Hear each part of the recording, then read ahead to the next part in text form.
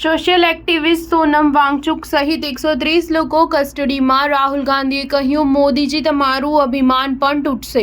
Social activist Sonam વાંગચુકને Delhi પોલીસે Sindhu border પર કસ્ટડીમાં લીધા છે. તેમની સાથે લગભગ 130 લોકોને પણ કસ્ટડીમાં લીધા છે. સોનમ વાંગચુક પોતાની 700 કિલોમીટર લાંબી દિલ્હી ચલો પદયાત્રા કરતા હરિયાણાથી દિલ્હીમાં દાખલ થયા તો પોલીસે તેમને અટકાવી દેવાયા. તેમની સાથે લદ્દાખથી લગભગ 130 કાર્યકર્તા પણ દિલ્હી તરફ પ્રોટેસ્ટ કરવા આવી રહ્યા હતા. આ મામલે લોકસભામાં વિપક્ષના નેતા અને કોંગ્રેસ સાંસદ રાહુલ ગાંધીની પ્રતિક્રિયા સામે આવી છે. તેમણે કહ્યું કે સોનમ વાંગચુકજી અને પર્યાવરણ અને બંધારણીય અધિકારો માટે શાંતિપૂર્ણ માર્ચ કરી રહેલા સેંકડો લદ્દાખીઓને કસ્ટડીમાં લેવા અસ્વીકાર્ય છે. લદ્દાખના ભવિષ્ય માટે ઊભા રહેનાર વૃદ્ધોને દિલ્હીની સરહદ પર કેમ કસ્ટડીમાં લેવામાં આવી રહ્યા છે?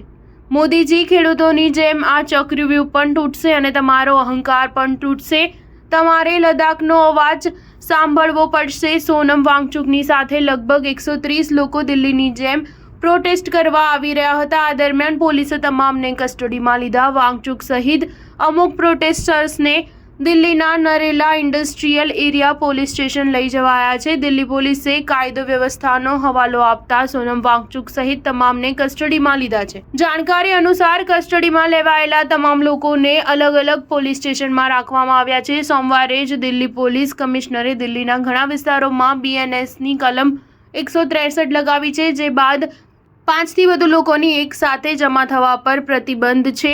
પ્રોટેસ્ટ કરવા પર પ્રતિબંધ છે. કસ્ટડીમાં લઈ ગયા પહેલા સોનમ વાંગચુકે ટ્વિટર પર એક વિડીયો શેર કર્યો જેમાં તે કહી રહ્યા છે, અમે પંજાબથી દિલ્હી જઈ રહ્યા છીએ.